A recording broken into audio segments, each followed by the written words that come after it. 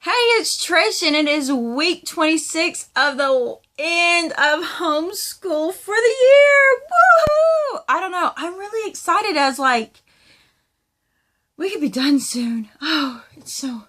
Let's take a moment. Oh yeah, it's going to be great this summer. It's going to be great. Anyways, here we go. Okay, last week was pretty darn good. I will tell you, it went well. We had a busy week. We had a really busy week. We had a busy Monday because Mondays are usually our family day out around town. That's our town day usually, but not always. And so Mondays are kind of light on work, and then we did our work Tuesday and Wednesday, and then Thursday, the kids volunteered at a rodeo. So there was a whole 4-H thing, and they volunteered at a rodeo, selling brochures and stuff for 4-H. So their Thursday was wiped out. Friday, we did Thomas the Train. You're going to notice I'm going to be posting some Thomas the Train stuff. I posted a video, and it's just Thomas the Train pulling out. It's 30 seconds. No, it's 2 minutes and 30 seconds. I only put it on there because my son sits there and watches it over and over and over again. So I'm like, there you go. Anybody else want to watch it? There you go. So I'm trying to put together a whole... Because mommy's always learning. I can sit here and put a camera in my face and talk to you all day long. Amanda at Fundamental Home is you are gifted that way. And I'm like, I was grown up shamed because I talk so much. So it's a little bit here are my people. But anyway. So I'm trying to practice and learn a little cinematography to make some really cool little video of our day out with Thomas because it was awesome. It really was great. And if you haven't done it or if you've considered it, it wasn't, I wouldn't say it was that much. The price I thought was reasonable. I think it was $15, $16 a person to ride Thomas the Train. And I literally thought that was just to ride Thomas the Train. And then when I read a little bit more, it said that there's kind of a carnival atmosphere for you to do between your rides. Okay, that took the cake. It was at the Florida Railroad Museum. So they had their normal setup for the Railroad Museum. And then it had a tent covered, because in Florida everything has to be tent covered, otherwise you'll cook.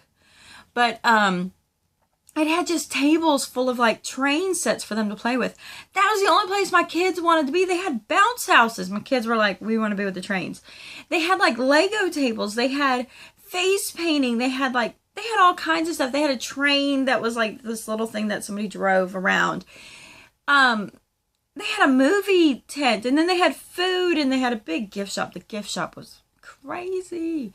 Anyways, they had all this stuff, and I will tell you, number one, as a mom, I did not feel nickeled and dimed at all, because all this stuff was it was free. The food was reasonable. The gift shop was Thomas the Train reasonable. I didn't feel nickeled and dimed. That is such a relief for this big mama kind of family. Big mama's family. Second, it was not overly packed with people.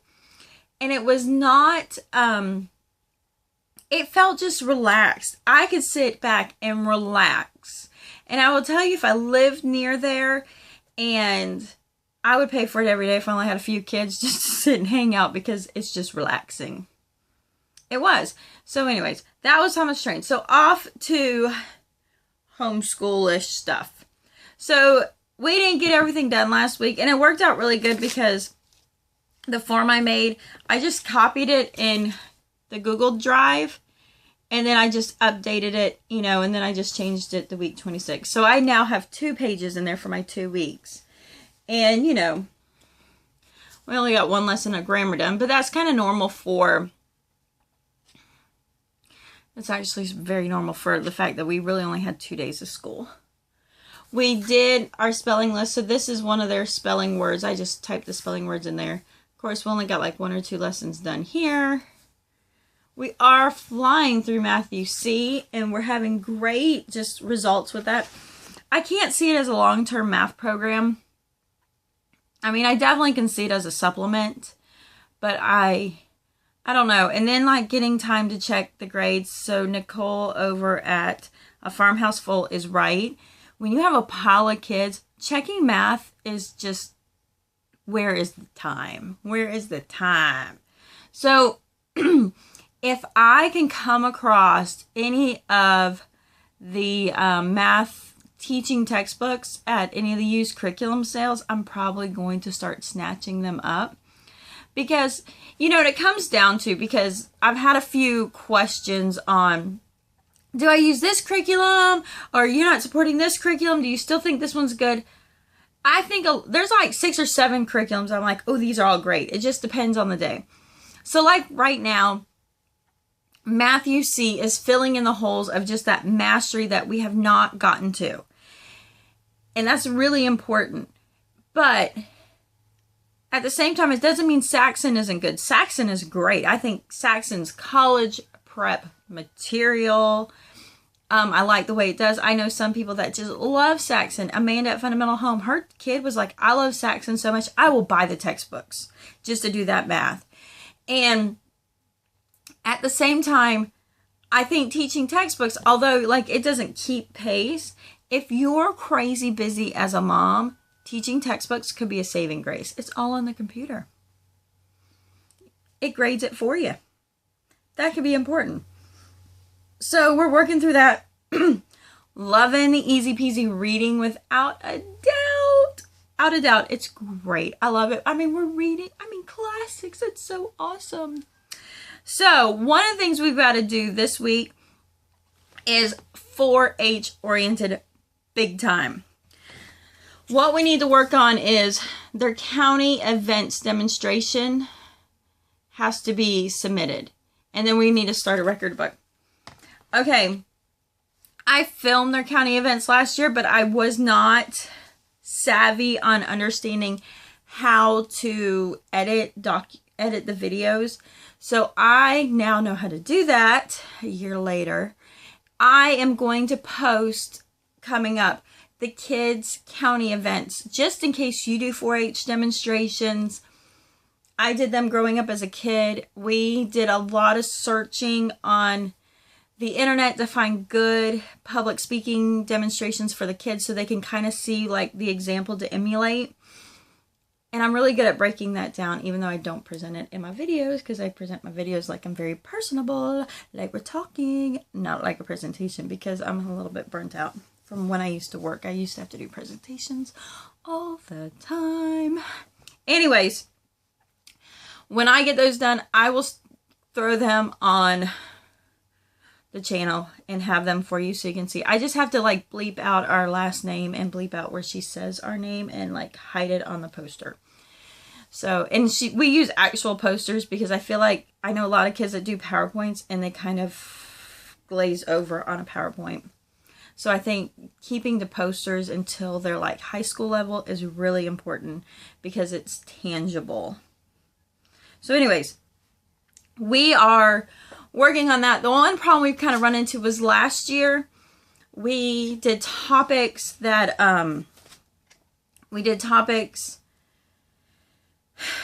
were very applicable to what we've done that year, and I just cannot, I'm scratching my head. I got no idea what we've really done that the kids confused too. So we got to do some education this week to give them topics.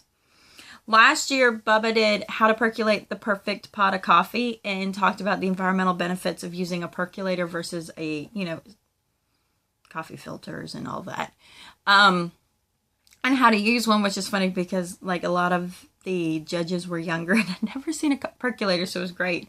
I did have one where like, I don't see how this is 4-H related. I'm like, food prep? And then Katie did one on, she had made a Halloween costume. Excuse me. She had made a Halloween costume and she had used a t-shirt and made the pattern herself. And so, fall festival, we don't actually do Halloween. made it herself. So we had taken pictures, and then we had broken down the steps in which she did, and she did a mock demonstration of how to do this. So it was a sewing based one.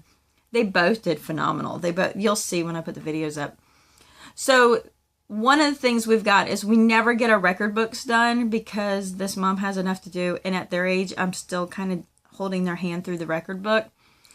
So our goal is to get at least one record book submitted, if not 2, because we need to get 2. And they're in the garden club. The garden club is a brand new club, and it's not really record book oriented, so we're just going to work on a record book. And it works out good because I need to get my garden started, so they're going to have... So it's 2-way. I need to get my garden started, yet I still haven't got it started. I got some stuff done, but not yet. And if I end up creating part of their schoolwork in the garden, we're more apt to get our stuff done, if you know what I mean. So I've looked at a few curriculums, but I want to stick with, hold on, I'm getting to it. My brain. So I want to make sure that we're still 4-H compliant. What I like, there's a place called 4hmall.org. Just type 4H mall, no dash, just 4 and an H, space mall, hit search, and you'll find it. You can actually buy their curriculum, and it's not bad at all. Like, they give you the ability to get a sample so you can print off. I printed off the samples only because it gets us started until it gets here. And like book A is enough for the year, and it's like from this age to this age. Book B is for, higher up. This says like 5th and 6th graders, but I'm using it for my 4th and 2nd grader also. I don't think it should matter. So I printed up the sample so we could get started. They do get into like the 4-H way, and it's like competency, coping, contributing, so the life skills of it, so that's great. And then these are the sections that go into what's inside the booklet. It only gives you Unit 1A, the first like half of Unit 1. The really nice part is if you get the 3 levels that cover all the way up to senior high, up to your senior year of high school, to 12th grade. I'm slow today because it's time change Monday. If you get that, the units all kind of coincide, so you can really teach across the board. And I mean, honestly, if you want to use it as a homeschool curriculum, it's a $20 investment. You get the entire, and they have robotics challenges too, junkyard robots. It's cool. So even if you don't do 4-H, the 4-H curriculum is top notch. So I went ahead and printed it out. So it's going to get into like how to plan your garden. How it tells you what you need to do. It's a workbook on top of it. The more time and effort, the better you do. Oh, it does have 1B. So it has all of Unit 1 in the sample. So I figured we can work on that this week, and then it will get here. And then I ordered that, and I'm also ordering the Leader's Helper Guide. And it just talks about, it's your teacher's manual. It is your teacher's manual. And it discusses, what you need to do and cover. So it should be a great project. I have those coming. I also am ordering from there the sewing one. Because I do sew, believe it or not. I do sew. And I plan to get on it. It's just, I don't know. Sometimes I have times where I just don't sew for a year. It happens. It happens. Anyway, so I am working with our county to create a sewing club, and I figured I better get the sewing books, and it's like I'm spending $10 on the kid book and the adult one, so I can plan out the summer camp, and I can plan out all of next year, and I can follow a book, and I don't have to invent a wheel because this mama ain't got time to invent a wheel. So, to reinvent the wheel. So, I just kind of printed everything out that we needed. This is what they use. We're actually going to do projects because then that's getting my garden started. And I'm hoping from this we'll have different ideas of what to present on. You know, like how to lay out a square foot garden would be a good one. How to introduce earthworms to your garden. How to, you know, just, they're all going to be probably garden oriented. And I'm going to make a list of topics for them to consider. And then hopefully this week we get it done. So yeah, this week we're really focusing on the 4-H. We didn't get any science done last week. We got a good part of history. Oh, we did, and I have it here. We got a good part of history done. I will tell you, I'm not a fan of lap books. The scrapbook mom considers it a chore. So we started a lap book, and it turned out pretty fun. It was good. We saved it for the end of the day. So, getting it started. This is from one of those, I don't know, one of those Evan Moore books kind of deal that we just kind of added in there. This is the one I'm working on because, you know, Mom's got to do one too. So it worked out good, and we just printed everything from the Easy Peasy, and we're going through it as she says, and it's so nice because I've got some seriously overdue books. Overdue books, bad. They're badly overdue. And it's kind of nice knowing that when it comes down to it with Easy Peasy, if I don't get to the library to supplement our literature for the topic, she has us covered. You know, because she has everything based... Oh, my throat. She has everything based internet link to read in the whole 9 yards. So it's really nice. Like, I don't have to have touchy-feely. And it works out good because I have a kind of basic selection of the Usborne books. I always say that word wrong. The Kingfisher books. I have a really nice collection of some basic books between our dabble in Story of the World and our dabble of Confessions of a Homeschooler, one of her packages that we did, from dabbling in, what else did we dabble in? Mystery of History. You know, from dabbling in those things, I got those supplemental books, and those are, in Sunlight also. Those are just awesome. They're working out great. So, using those, and I'm kind of like, I don't need to be getting all these books. So, when I pay my outlandish fine today at the library, because, you know, homeschoolers build wings on libraries. Thank you so much. I'm probably only going to grab books for our 4-H stuff and for reading. So anyways, here's my forever long vlog on Homeschool Week 26. Forgive me. Oh, and I love my comments. Oh my goodness, I love some of you guys so much. And I love waking up and I read comments. If you notice, I tend to really comment around 6:30ish in the morning. That's my time to check out my comments. I love you guys so much too. Hugging you back. I love it. I love it. I love it. And there's so many good questions that you put on there that I'm like, oh, I need to do a video on this and I need to do a video on that. One of the things I do plan to lay out is, and I'm glad you're loving my how I ruin any curriculum. So I am going to put together a couple videos that it's like how to find the perfect curriculum, like the perfect man. It does not exist. There is no perfect curriculum. There's a teaser for that one. And then I'm going to talk about just like how to get a plan together for finding